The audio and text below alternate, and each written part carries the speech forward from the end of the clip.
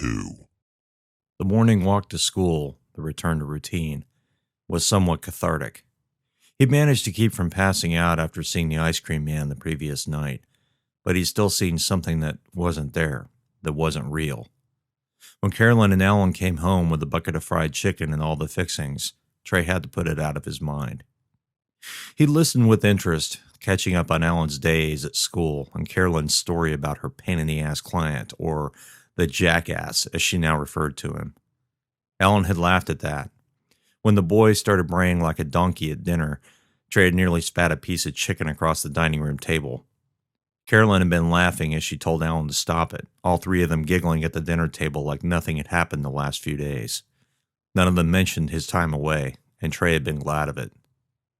That night, he dreamed of the grubby man, but he hadn't screamed. He'd been back in the dank, pitch-black, shit-smelling closet, his hands rummaging through turds and puddles of piss to find anything he might cover himself with. Trey had awakened with a start, but was surprised to find he wasn't sweating or screaming.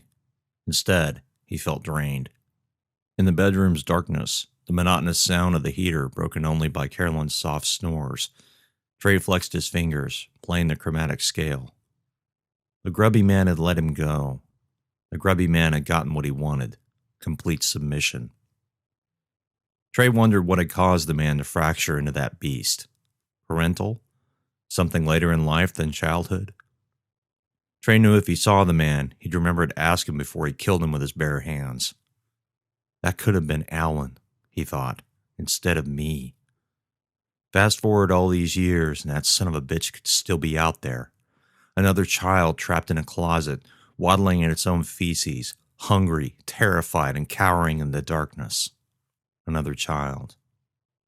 He had shivered then, rolled onto his side, and pressed his naked body against Carolyn's. Within moments, he was on the verge of drifting off. Tony Downs' voice spoke in his mind. Face your fears. As he closed his eyes and headed toward deep, dreamless sleep, he'd smiled. It was the best sleep he'd had in a long time. He was almost late in getting Alan up for school and out the door. The two of them walked fast through the dark and brisk morning air to the school. Alan was bundled up against the morning chill, but Trey's teeth chattered as the air bit through his light jacket. There were more parents that morning than he had seen in quite a while. He meant to ask Alan what was going on, but figured he just hadn't gotten Alan to school this late in a long time. Rather than walking back the same old way, and to warm up from the chill wind, Trey wound around the school toward the wood-lined path that snaked through the neighborhood. The subdivision, a little more forward-thinking than most, had actually left most of the forest intact around it, as well as through it. This meant you could walk for miles around the perimeter of the subdivision, hidden by tall pines and oaks. Although they kept the edges and the path itself neat and tidy, the rest of the greenbelt was unmaintained and as wild as they could keep it. It was one of the reasons he and Carolyn had moved there. Although the oaks had long since shed their leaves to the forest floor, the pine tree branches still obscured the path. It was difficult to see through the tangle of green and brown to the road just beyond. Hearing the cars, however, was easy enough. Sometimes, late at night, he'd walk the path in the dark, marveling at the silence and stillness of the forest when no cars prowled the streets. But this time in the morning, the road was filled with commuters heading to work. The hum and growl of engines made the forest buzz. Trey wanted to take a deep breath of morning air, but knew it would taste like the end of a tailpipe. He had to wait until the path deviated further away from the road. Eyes. Were those really eyes he kept seeing in the ice cream van? Yellow, crimson flames within them? Trey stopped in the middle of the path and closed his eyes. He calmed himself, willing his heart to slow, breathing deep despite the horrid tang of the car exhaust. Eyes. The eyes. He pictured the grubby man. His eyes had stared down from behind a long nose, wrinkled in one place and slightly off-center. It had been broken before. The eyes had been wild and crazed, but they were green. Normal. The grubby man, the closet man, was not a boogeyman, and not the fucker in the ice cream van. The bare branches clacking together like skeletal applause. He opened his eyes, staring down the concrete path. Eyes, bright yellow eyes with crimson. What the fuck is it about the eyes? He continued walking. Up ahead, the path hit a T intersection. The neighborhood was filled with the damn things. He'd have to cross the street before continuing down the trail. A rather stout woman stood at the curb ahead, fiddling with something on the stop sign. Trey slowed. She was dressed in very heavy clothes and shivered despite them. Stray strands of blonde hair darted out from beneath a blue woolen cap. A pile of poster board squares sat at her feet, gently lifting and collapsing in the wind. He stopped, watching as she picked up two of the squares and stapled them together below the red octagon. "Good morning," Trey said, still some feet away from her. She turned toward him with a start. Her eyes were red as though she'd been crying. From the streaked makeup that looked at least a day old, he thought that was a pretty good guess. He raised his hands. "Sorry, ma'am, didn't mean to scare you." She nodded. "Have you seen my son?" she asked, picking up one of the poster board squares and handing it to him. Trey looked at it and frowned. The sign had a black and white picture of a large boy wearing an angelic grin. Below the picture were his age, 1 year older than Alan, his height, 3 inches taller than Alan, and his weight, at least 30 pounds heavier than Alan.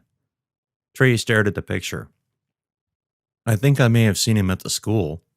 Her face brightened, the wariness disappearing in a look of desperate hope. When? When did you see him? Today? Yesterday?" Trey paused. Fuck. Should have thought about that before I said it. The poster board in front of him said the kid, James Keel, had been missing for 3 days. He shook his head. "I'm sorry, I meant I think I've seen him in the past. When I pick up my son." Her face fell. With a slow nod, the look of despair returning to her face, she cast her eyes downward. "Yeah, okay," she said. "Can you do me a favor?" she asked. Unsure what to say, Trey nodded back to her. "Will you keep an eye out for him?" "Yeah," Trey said. An uncomfortable silence fell between the two of them. When did he go missing?" She looked at the poster board and then looked back up at him. "Just like the sign says." It was difficult, but he somehow managed not to roll his eyes. "I mean, when exactly? Was he at school?" The woman nodded. "He was at school all that day, and then—" She swallowed hard and wiped a tear from her cheek. "He never came home." She raised an eyebrow at Trey. "Do you walk your kid to school?" He nodded. "To and from nearly every day." "Were you there that day?" He opened his mouth and then closed it. "No, lady," he thought. "I was in the booby hatch getting my shit together." "No, I was, on business for a couple of days." "Okay," she said in a whisper. "Just wondered." "I'll talk to my son, though," he said. "I mean, someone must have seen something." She nodded. "The principal's going to talk to the kids today. Ask them if they know anything." "Good," Trey said. "Look, I'm sure we'll find him, Mrs. Keel." "Helen," she said. "Helen, I'm Trey Lachey," he said, offering his hand. She shook, but still didn't meet his eyes. "Helen," he said, waiting until her eyes met his. "We'll find him." "Sure," she said. "I have to post more signs." "Do you need help?" he asked. She shook her head. "No, this keeps me busy." She wiped another tear away from her chapped fingers. "I want to be home, waiting for his call, but I know I'll go crazy there." "You forwarded it to your cell?" he asked. "Yeah, if he calls, I'll get it." The silence between them stretched out. Trey wanted to hug the woman, tell her it would be okay. "I have to get back to work now," she said. She reached down, picking up the remaining poster board squares. "Nice to meet you, Trey." She walked down the road sidewalk, heading toward the neighborhood entrance. Trey watched her go, wondering just how many street lamps and stop signs she'd already visited that morning. Trey started walking again, his mood somewhat dampened. Did his parents go through something similar when the grubby man had kidnapped him? Did they cover the neighborhood with posters? He couldn't remember. With both of them dead now, he'd never know what happened. He crossed the street, heading deeper into the forest area with its thicker trees, thicker brush, and further away from the road. The wind still managed to bite him through the heavy growth, but he'd stop shivering. Another 20 minutes and he'd be home. He hoped James Keel would be home soon, too.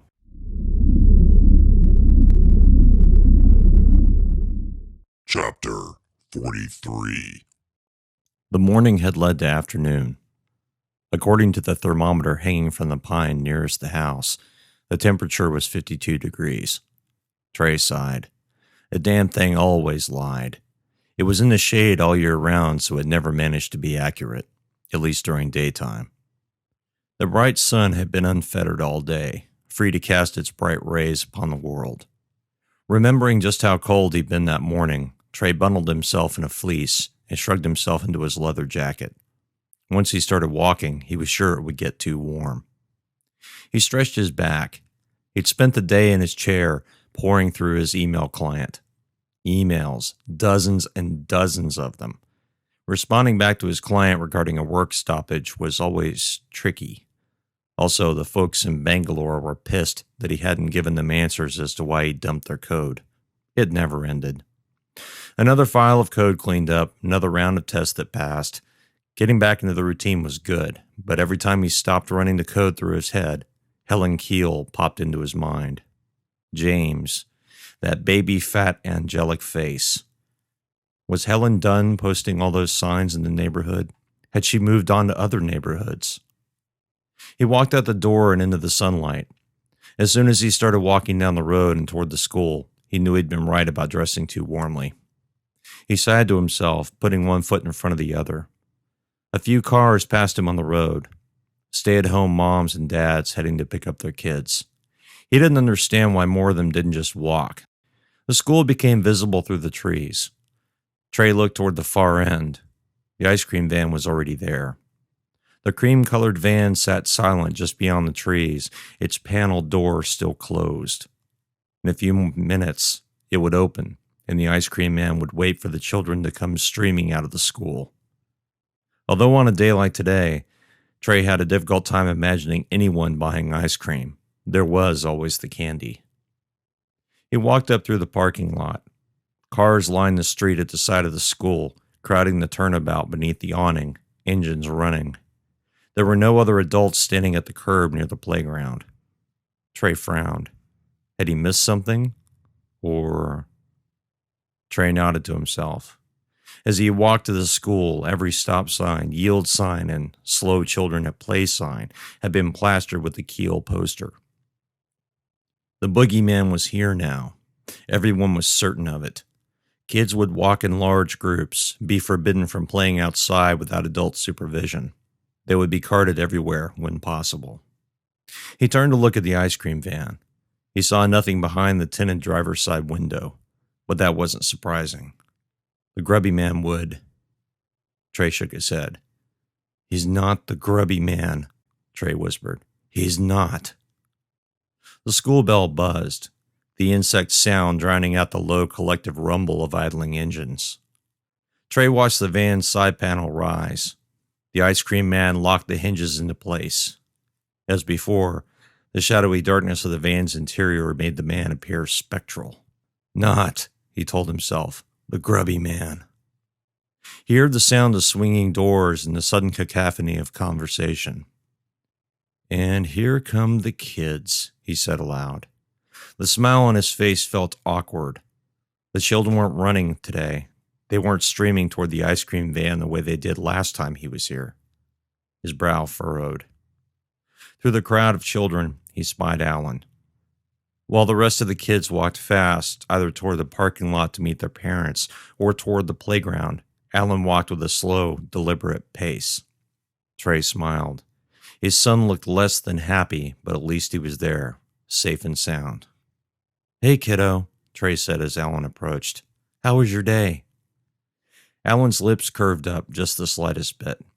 Hi, Daddy. Alan stopped in front of his father, holding his pack by one strap. It was okay, I guess. Trey nodded. Then why so glum? Dropping his pack to the ground, Alan rummaged and brought out a slip of paper. He handed it to his father, holding it between his thumb and forefinger. Alan looked as though the paper might bite him. Trey took it from his son and opened it. He scanned it and then looked back at Alan. Do you know this boy? Trey asked. Alan nodded. Trey folded the piece of paper and slipped it into the back pocket of his jeans. I saw his mother this morning. Alan looked up at him. He's still not home, is he? Trey shook his head. No, kiddo, he's not. Trey placed his hand on his son's shoulder. When did you last see him? Alan said nothing for a moment. Come on, give. We had a fight the other day. Fight? Trey asked. What kind of fight? Alan stared down at the ground. Jimmy's a bully, Dad. Ah, Trey said. So what happened? Alan shrugged again. He said some mean things, so I kicked him in the balls. Struggling to keep from laughing, Trey managed to keep his face serious. That's not good, Alan. No, he said. It's not. Trey sighed. Come on, let's walk. Alan looked up at Trey, his expression confused. Oh, you're in trouble, all right, but, he said, kissing the top of Alan's forehead, I can tell you're being punished already. Alan blinked his eyes and then dropped them again. Let's walk. Alan lifted the pack back up, making sure to loop both arms through the straps. They walked toward the road, Trey's eyes locked on the ice cream van. There were only 2 kids getting treats today. Did you see Jimmy again after that? Alan nodded. He met me here the day Mommy picked me up. Alan followed Trey's gaze to the ice cream man. He said he was going to get me. Sounds about normal, Trey said. What happened then? With a shrug, Alan pointed toward the ice cream van. He went that way. I think he went to buy something from the ice cream man. Alan wrinkled his nose. I don't like him. No one likes bullies, Alan, except for other bullies. Alan shook his head. No, Daddy, I don't like Jimmy, but I don't like the ice cream man even more. The grubby man, Trey thought. No, it's not the grubby man. I understand that too, Trey whispered. They walked in front of the van, still far enough away he could barely make out the man's hands as he exchanged money with the 2 young customers. So what did you and Jimmy fight about? Alan said nothing. Alan? Yes, Daddy? Alan said, refusing to look up at his father. What did you fight about? You, Alan whispered. Me? Yes, Daddy, Alan said. He heard about your accident. Ah, Trey said with a nod. So, what did he say? That you were crazy. That you were afraid of the ice cream man. And that bothered you? Yes, Alan agreed. Why? Alan looked up at him. They had made it past the ice cream van without Trey seeing anything. Alan swung a quick look back toward it and then stared up at his father. Because you're not crazy, Alan said. You're my daddy and you're not crazy. The 2 continued walking in silence for a moment, watching the cars make their way up the street. Do you think you're crazy because I am? Trey asked. You're not crazy, Daddy, Alan snarled. I am, you know. He pinched his thumb and forefinger nearly together and smiled wide. But just a little bit. Alan giggled. Okay, Daddy, maybe a little. But, Trey said, his voice losing all trace of humor, that doesn't mean you are, okay? Okay, Alan said in return, his voice flat. I don't like the ice cream man. Trey nodded. I don't either. Alan broke off and cleared his throat. I saw. He stopped speaking again. What had he seen? Something moving through the woods? Something near the ice cream van? But he had no idea what it was. What's that, Alan? What'd you see? Nothing, Alan said. I saw nothing. They walked in silence the rest of the way home. Alan watched the tree line, looking to see if anything followed them, but there was nothing there. A part of him wished there was so he could show Daddy, so he could prove neither of them was crazy. But nothing happened. They didn't see the ice cream van on the way home.